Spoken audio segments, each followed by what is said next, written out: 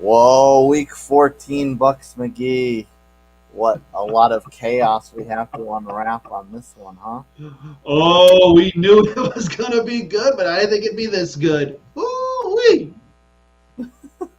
Unbelievable, man. Some interesting stuff. Interesting stuff. Wow. I don't know what to Uh, say. I just don't. um, so what we got is we got to start off, I think, with uh, at least heading into tonight's game with Mhm. Dallas and Philadelphia, the game of the afternoon, really, and that's the Ravens game with the Rams. The Rams really hung tight in this one. It kept going back and forth, back and forth, back and forth, and the Ravens had a little scare put them. They held on, so they're in Mhm. first place pending the result of Miami's Monday night game against Tennessee. But Mhm. maybe the Ravens kind of didn't take the Rams too seriously. No, they didn't. The Ravens got lucky because of poor kickoff defense by the Rams. If the Rams got down there and covered properly, this game could have been something different. They got a bench guy comes out, returns the kick for the touchdown, game over. Hey, I'm happy for him. Hey, it's great. But the Rams hung in there. The Rams had a chance to win this game. The last series I wasn't a fan of. I think maybe they could have tried to run a little more, but it just seemed like they were just throwing to Robinson in the left corner all three downs, and then decided to kick. Wasn't a fan of it, but at the end of the day, Baltimore survives. So hopefully, they kind of wake up and say, hey, teams are going to give us their best. And, right now they're the class of the AFC, so they got to be ready to finish up strong. Yeah, and so the Rams now fall to eighth, so they're on the outside looking in, just Mm-hmm. barely on the outside because they have that tiebreaker over Seattle. Mm-hmm. But so, what do you think they actually could have a chance here? I mean, we'll get into a little bit more of Seattle's game in a bit. We'll get into a bit more of Minnesota's game in a bit. But based like overall, as just a quick Mm-hmm. over general overview, do you think the Rams may be the best of the bunch to get that last wild card spot? It's anybody's spot at this point. Every week it seems like, there's another team that somehow, has played subpar and all of a sudden goes on a little bit of a run and kind of starts knocking on the door, gave their $20 to the bouncer, and now they're in the hunt, they're in the club, like we talked about a couple weeks ago. Give that bouncer that money, you're in the club. So right now, the Rams are solid. They could, if they get stuff together, they could make it. What do you think was the biggest maybe flaw? I mean, it's hard. Obviously, it's hard to say. Oh, the team that won had a flaw, but if there is a flaw for the Ravens, what do you think it was as far as fixing things up for next week? Think they got to shore up the pass defense. You know, Matthew Stafford's still a quality quarterback, but the guy's on the end of his career and he's slinging that rock like he's young Matt Stafford from the Lions. Like he was all over the place today. So I think Baltimore really needs to look at that pass defense and shore it up because going into the AFC playoffs, you got a lot of guys who can throw that ball. So And that's the same Rams. That's the pardon my little friend here on my shoulder. Um, that's the same Rams offense that we saw their line just get torn up a few times this year. So the fact that he had enough time to sit there, throw downfield, and pick apart that defense is definitely a bit of a concern, like you said, the pass defense. No, totally is. Maybe they just overlooked the Rams and said, hey, this will be, shouldn't be a problem. And the Rams came to play. So speaking of coming to play, we'll move on into some staying alive, staying alive It's playoff teams. like Um, the Hunger Games. yes, that's right. May the odds be ever in your favor. Well, they were in the Bills' favor on this one against Kansas City, and I know you want to give, you want to give your token shout on this one. Fraudulent. But I got to give them credit this week. Got to give them credit. They won. Got to give them credit. Yeah, at least between these two this week, it's not the Bills wearing the fraudulent hat like usual. I'm telling you, man. Kansas City. I, I'd be worried if I'm a Kansas City fan. Mm-hmm. I know at the end of the game, everyone's yelling for the refs' heads the way this game turned out, but I'm sorry, the way Patrick's throwing the ball, I don't think I've ever seen him the way in his career, throwing balls away, throwing them in the dirt, not hitting receivers. Like this offense is really, really rough. And Kadarius Toney just needs to go. Kansas City, get rid of him, man. Neutral zone infraction, boom. Really. Not only was that play the one that turned the one that could have turned the tide for good, it was also quite a razzle dazzle type of play. Downfield, backwards pass, wide open. Kelsey's throwing darts all of a sudden on this play, and the place erupts, and then all of a sudden there's that little yellow tissue on the floor, and boom, Kadarius Toney yet again strikes. Yeah, I mean, I guess he got all his good grace plays out in the Super Bowl because between the opening night against the Lions where he couldn't catch a beach ball, and then this one where he just completely screws the pooch for the game changing play. I would be surprised if he really has a hand in the game plan next week. I would be surprised. So they now the Bills improved to 7-6. The Broncos also improved to 7-6. Who would have thought? Yeah, I don't think either of us did. But not so they approved, and they got a by. I mean, we kind of figured that the way the two teams have been playing, they would probably have a bit of advantage to beat the Chargers in this game anyway. But on top of that, Justin Herbert goes down very early in the game, bad injury, and the Broncos kind of run away with this one. So now they are both 7-6 outside the playoffs, but both 7-6, so improving. Like you knew something was going to go. You knew this game was going to go bad for the Chargers when like that first or second drive they go for it on like fourth down and just can't pull it off. Just another quality play call there by the coaching staff, and then at that point it just wasn't there. They're just going to be playing out the season. The Chargers are done. They, I believe, now hold the main key in the fraudulent penthouse. Oh. So Bills are back on a month-to-month tenant situation. Yeah, they're month-to-month. They may actually find themselves an actual place to stay, but right now it's the Chargers own it. Congratulations. Do the Chiefs have to get a temporary room out there, a one-night Motel 6? The Chargers are staying the night there. The Chiefs. I'm sorry. Did I say the Chargers? The Chiefs. The Chiefs are staying the night there. Yeah, they've earned it after today's game. Receivers yet again, except outside of Rice, can't catch the ball. Kadarius Toney is just a joke. You saw that they were bickering. It's like they imploded. You've never seen this on a Chiefs team. They've always been composed and have been able to handle things. I think finally they're starting to understand that every year isn't all roses and Super Bowls and automatic, the playoffs are going to come through Arrowhead. At this point, they're going to have to go on the road for the playoffs for the first time. This is a whole new thing for Patrick, and he's going to learn the other side of it. Yeah, right now the playoffs, right now it doesn't look like they have any chance to go through Arrowhead. They're either going through South Beach, they're going through the Mid-Atlantic, the Beltway. Like they're definitely not going through Arrowhead. And right now, travel miles. Yeah, I mean we'll get into the Jags in a bit. Right now, the Chiefs have this exact same record as the Jags. So they're now down to 3. That's maybe a game and a half, maybe 2 games, pending what happens against the Titans for the Dolphins, and they're a full game back of Baltimore as well. So that's that. So that's not good for them to fall down. The Chargers have got to be out by this point, 5-8. And as far as the Bills and Broncos go, do you think either one of them stand a chance to make a run in the playoffs towards those last wild card spots? I should say at 7-6 apiece. You've got to say, yeah.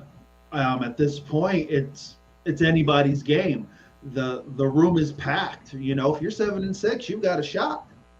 So it's just how the next four games or so are going to tell your tale. Those guys who are 7-6 control their destiny. So it's one of those things where if you lose 2 out of the 4, you're done. You at that point you're hoping that somebody else plays worse than you. So now it's all hands on deck, and those guys probably have to go 4-0 or so to make it. Yeah, that the bouncers green room is getting a little packed. Like you said, Oh, mm-hmm. everyone's 7-6. So let's go through the rest of them. And in that group, there's a bunch of teams that had a collective pooping of the bed this week. Yeah. And that if what one of course you got to lead off with my team, the Colts, and we absolutely did not show up. We got in a hole early. We fought back, but then Cincinnati ran off, and Jake Browning looks for real. Uh, we fall. So again, we fall 34-14.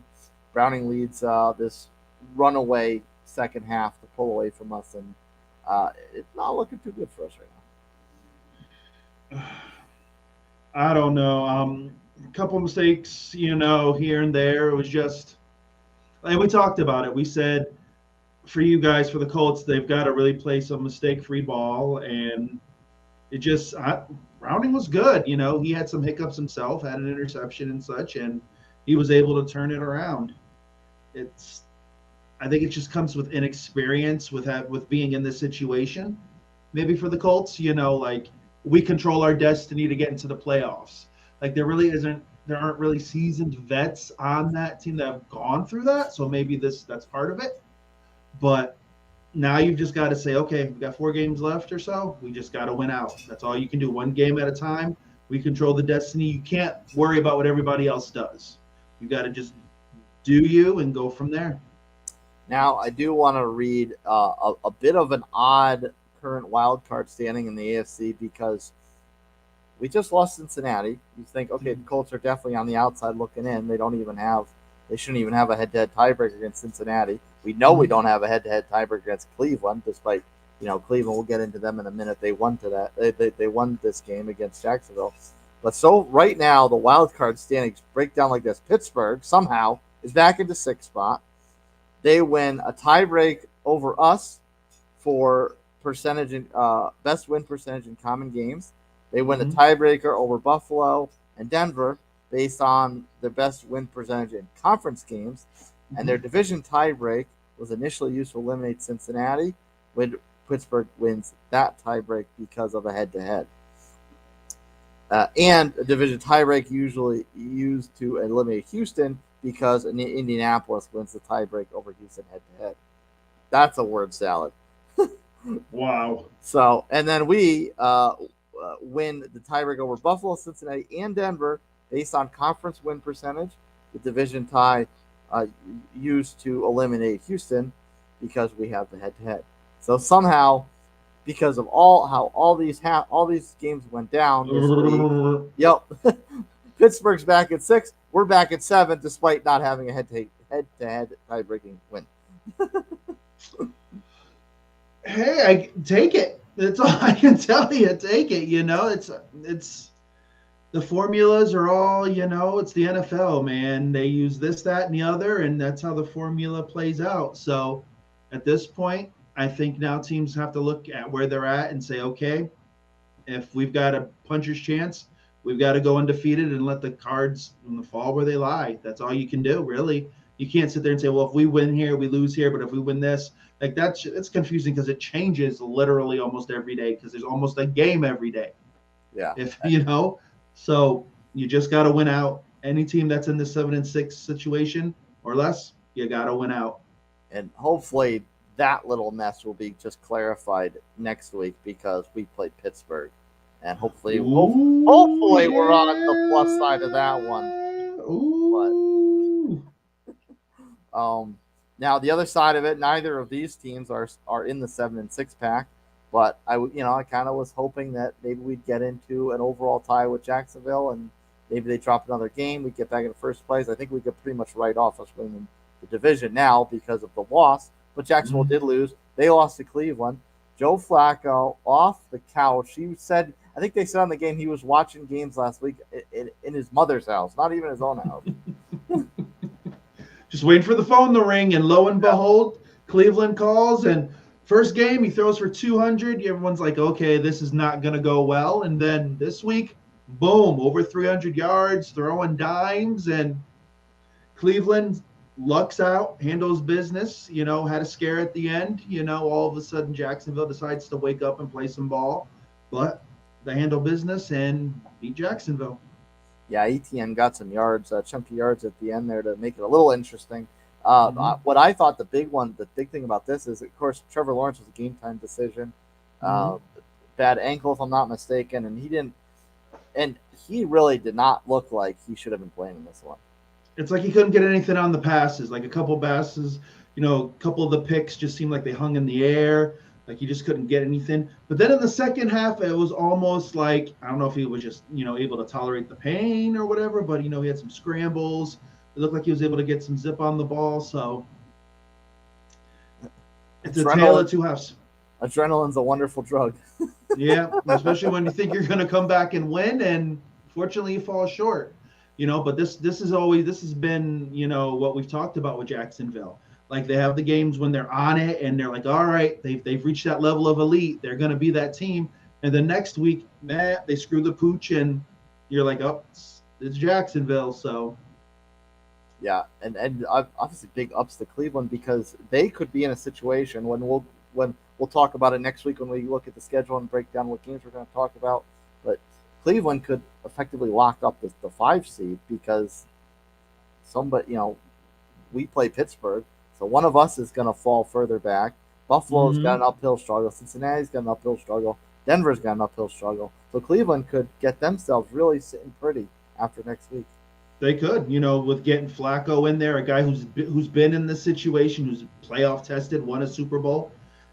They may just say, all right, Joe, lead us. And who knows? Maybe Cleveland goes on a little run. That defense is elite. Today, that defense again played well. At the end, they'll gave up some points, but again, that defense is a solid unit.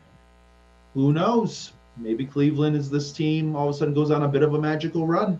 And Ford was very active in this one. Mm-hmm. Hunt got in the end zone at one point. So strong run game, defense is excellent, and a veteran quarterback that really just has to play game manager. So real quick. No. So Flacco's running the show. So next year, are you saying, oh, maybe we see who's the better in camp, and maybe Flacco runs the show, and you let Watson sit for your awful mistake that you made? The Watson one could be tough. I think you definitely invite Flacco into camp, at least to have a serviceable veteran, another veteran on there, because.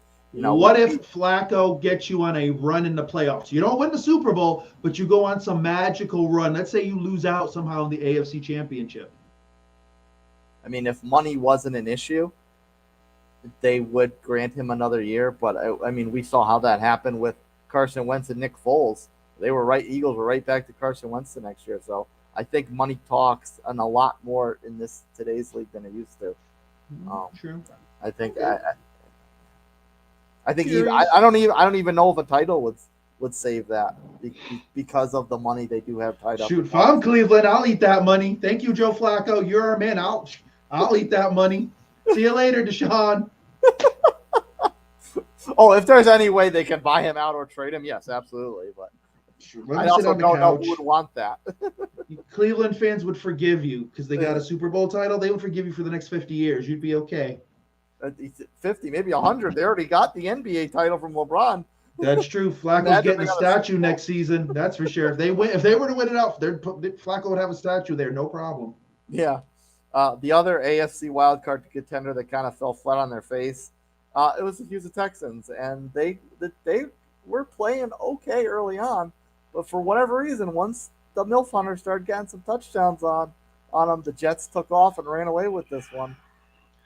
It was like bad weather. The Jets were due at some point to really, let's be honest, they were due. And that the Jets defense is an elite defense. It's not like it's a half-ass defense. It's a great defense. And so they were able to really get to Stroud. Stroud ended up leaving the game, concussion protocol, I believe. Yeah. Late in the game. And so I think the Jets at some point were just due to pull off a win somehow. And we've had the Texans on a high note, and deservingly so. They've played great throughout the year, but sooner or later they were going to get one of these games where they just couldn't do anything. And up against this Jets defense, that was the truth. 0-0 at half just wasn't their day. Yeah, and that one now, obviously, the biggest concern for the Texans right now is the health of C.J. Stroud with his concussion Mm-hmm.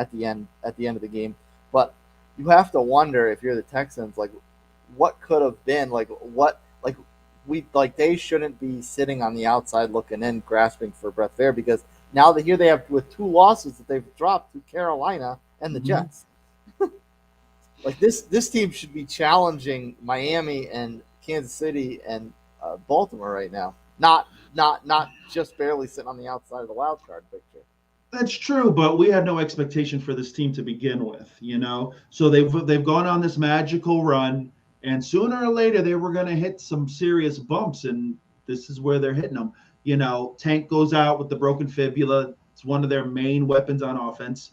Stroud now with the concussion protocol. These are the things that seasoned teams go through, and they're a bunch of young guys, so this is all new to them. So if they flame out and maybe just miss out by a game or so out of the playoff picture, I don't think it's a failure. I think they're way ahead of what they should have been. Yeah. Because don't forget, people were talking about the Panthers being a playoff team this year.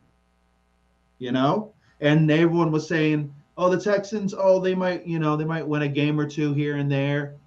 They actually flipped roles this year. So exactly. So I don't think if you're a Texans fan, you're disappointed. Yeah, you want to make the playoffs, but if you don't, you should be very excited for what the future holds.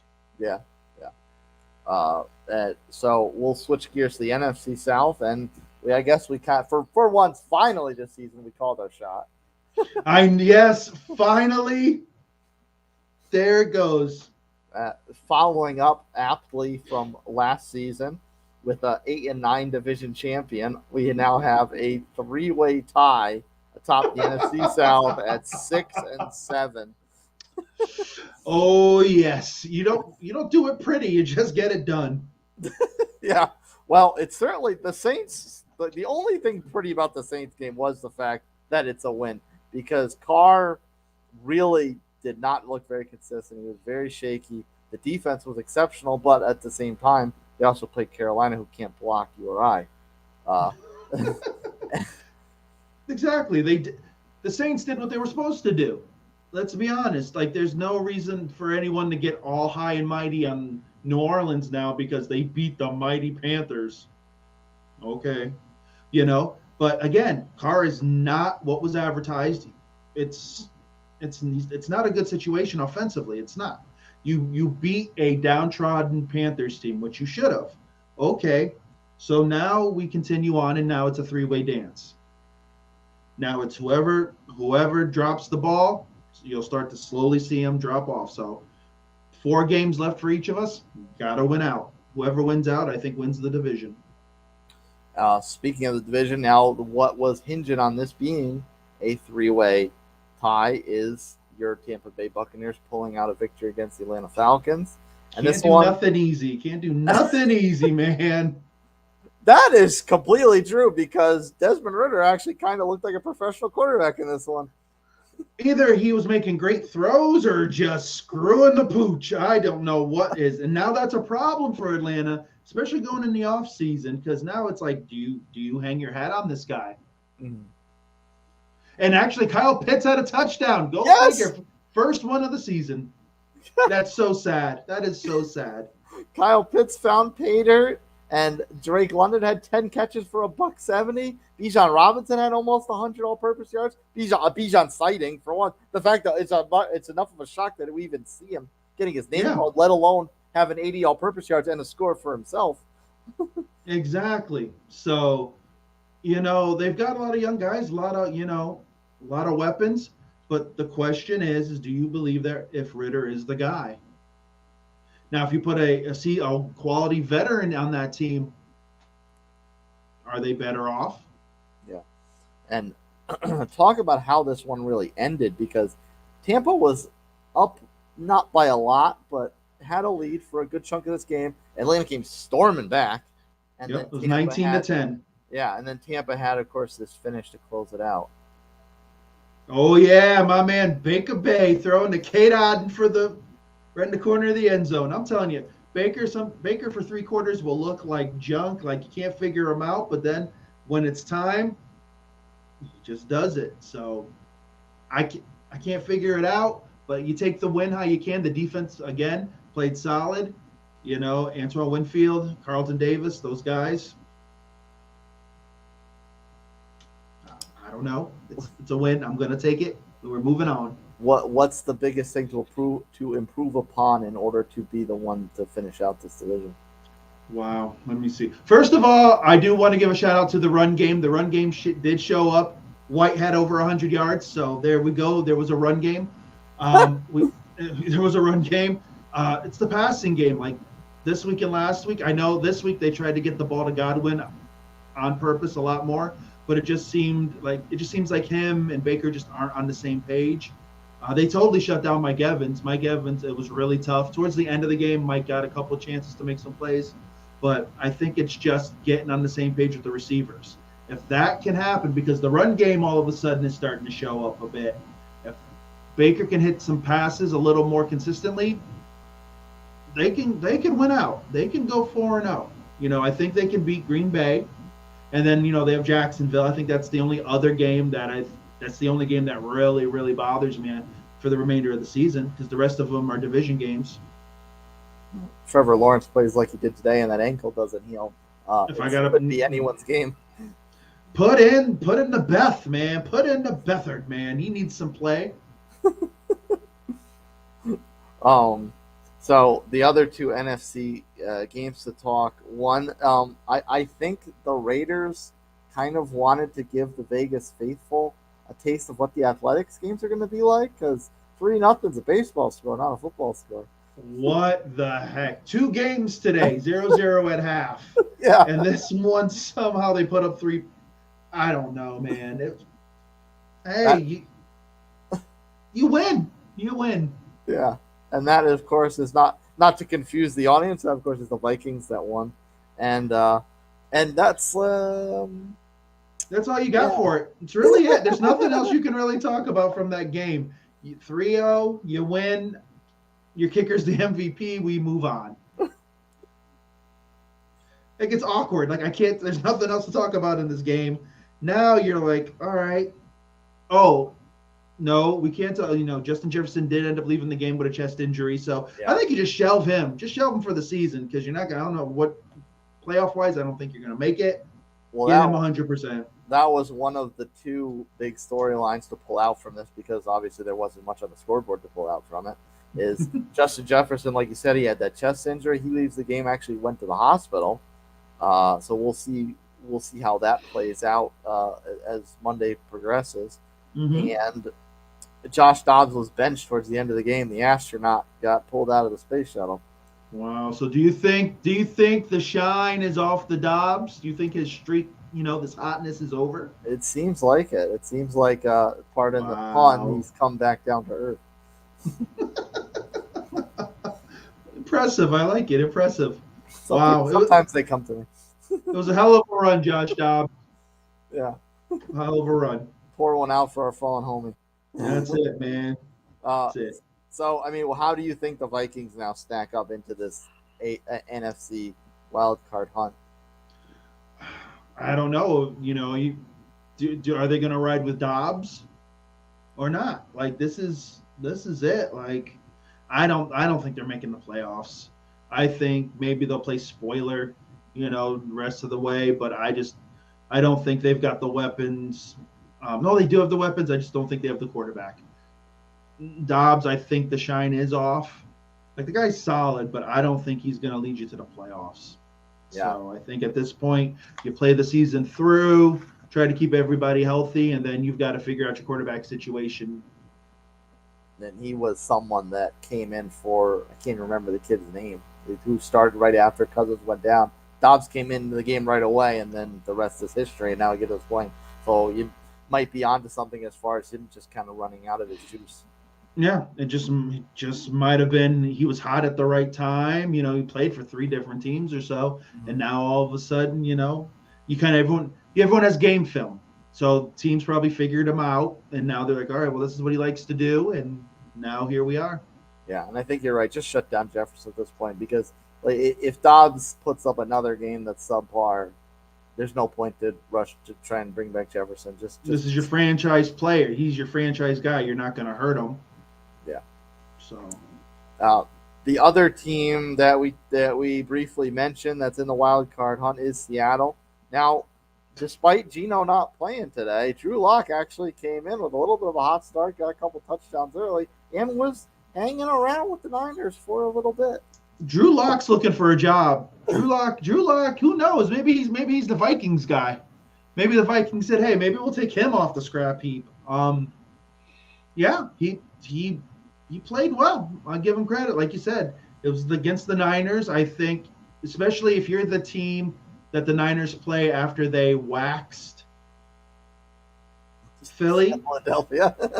Yeah. You're sitting there going, all right, our goal is not to get 60 points hung on us. You're sitting there and you're saying 60 or less, we feel like it's a victory. and to Seattle's credit, they've hung in there. It was a division game, they hung in there, but the Niners we're going to find a way to win, and they did. But no, Drew Lock was solid. I'll give him credit. But the Niners won, and like they should have, and now it just continues to roll. Yeah, I mean, I think the last I saw CMC was pushing 150 yards on the ground. Debo had a huge game through the air, had a touchdown receiving, a touchdown rushing. So I mean that offense continues to keep rolling, and pending the outcome of this game going on right now between the Cowboys and the Eagles, the Niners could be looking at first place in the NFC on Monday morning. We said, it was either them or Philly. We're going to be one of the two top teams in the in NFC. Like this is basically, we said that they were on a collision course.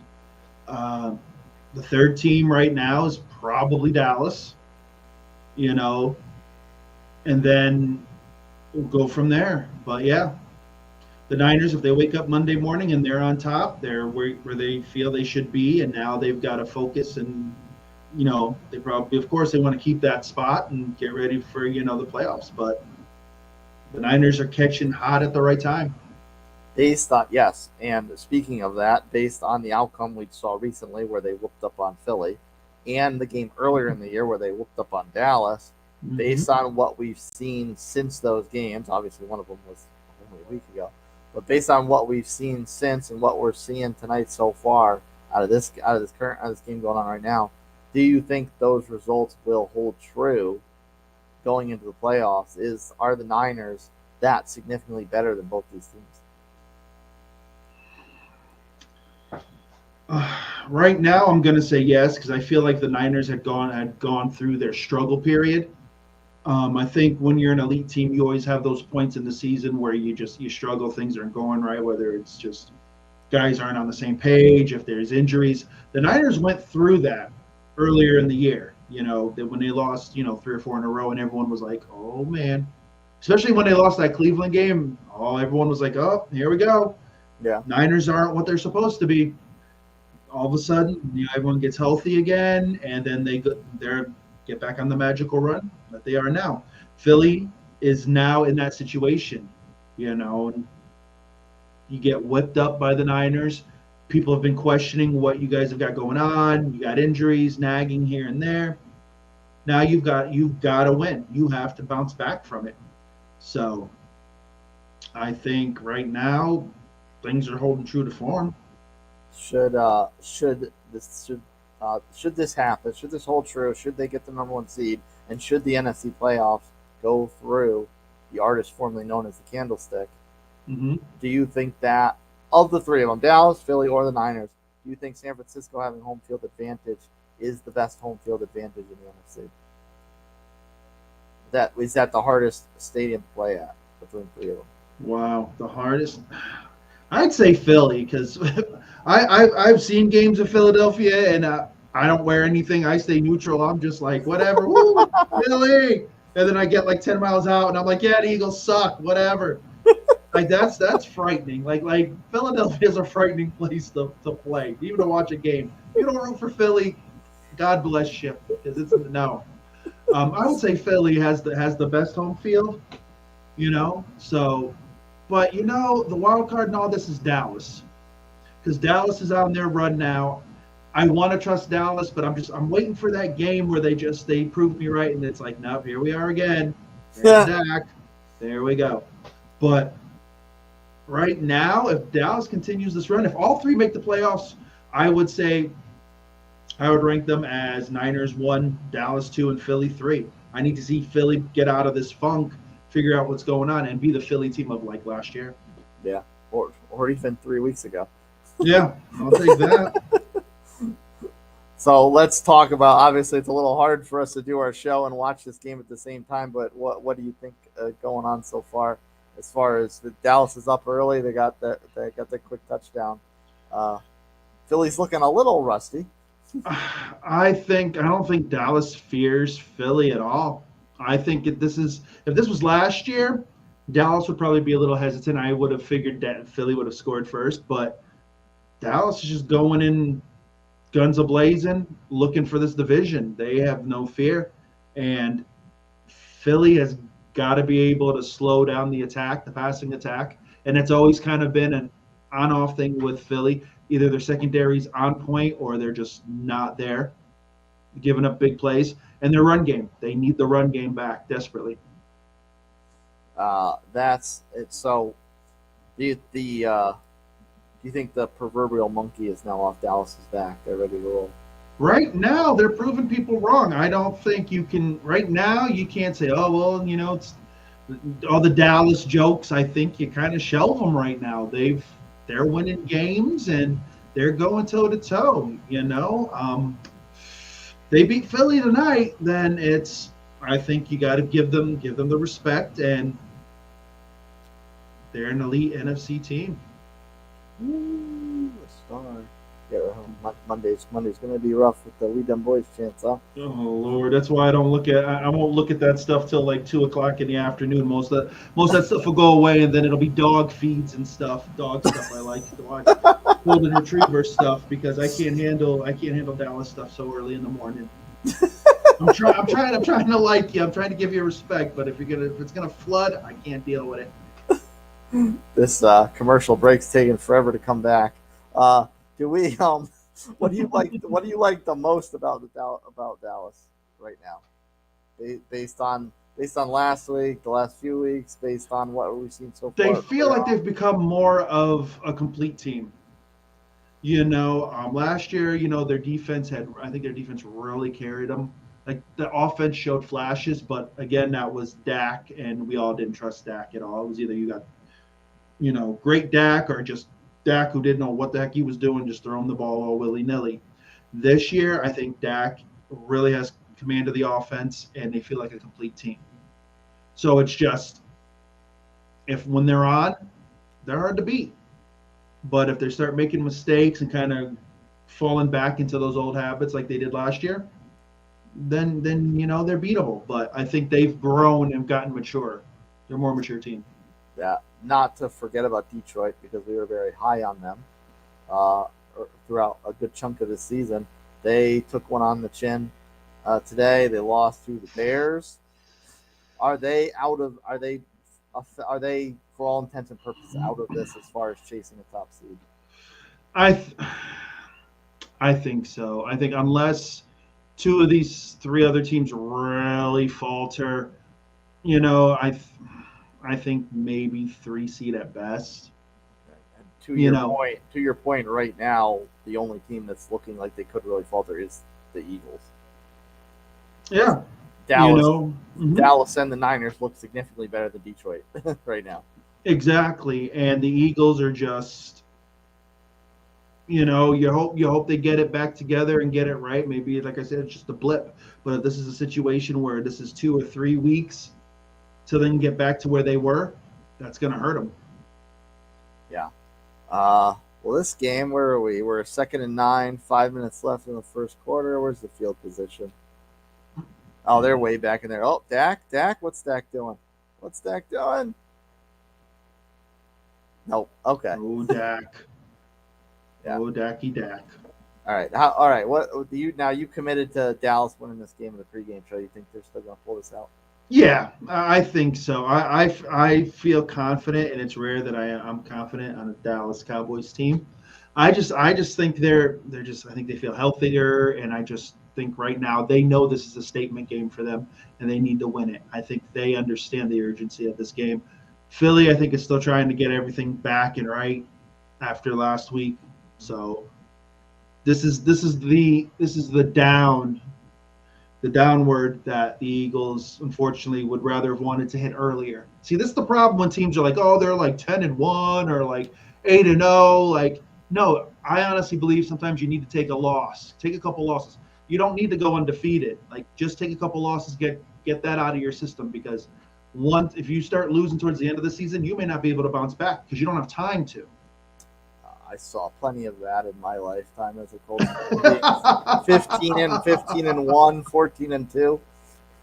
You're sitting there and you're hoping that you can bounce back, that it's these little things, but Well, if that happens and you end up going from the 1 seed to the 3 or 4, that's a problem. and what makes it especially tough, even if you maintain the 1 seed, obviously there's only one bye now, but if you maintain the 1 seed, you get the bye, you had a rough finish, and then now you don't have a game to kind of keep the wheels going, then you're Exactly. really in a tough spot.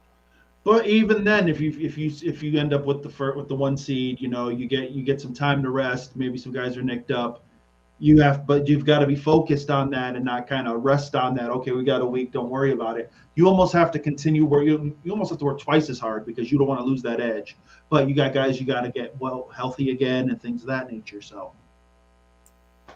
There is we got to leave something for the audience to sink their teeth into on our Monday morning quarterback show. So, and there are two. For some reason, we have another doubleheader Monday night game, but that's Miami's playing obviously for the top spot to maintain the top spot in the AFC, and Green mm-hmm. Bay's playing to maintain their standing in the wild card spot. So we Yep. will have a full preview of both those games for Monday morning, and we'll come back and recap this Philly Dallas game as far as how the chips fell as they were. Bucks McGee, what was your favorite part about Week 14 Sunday?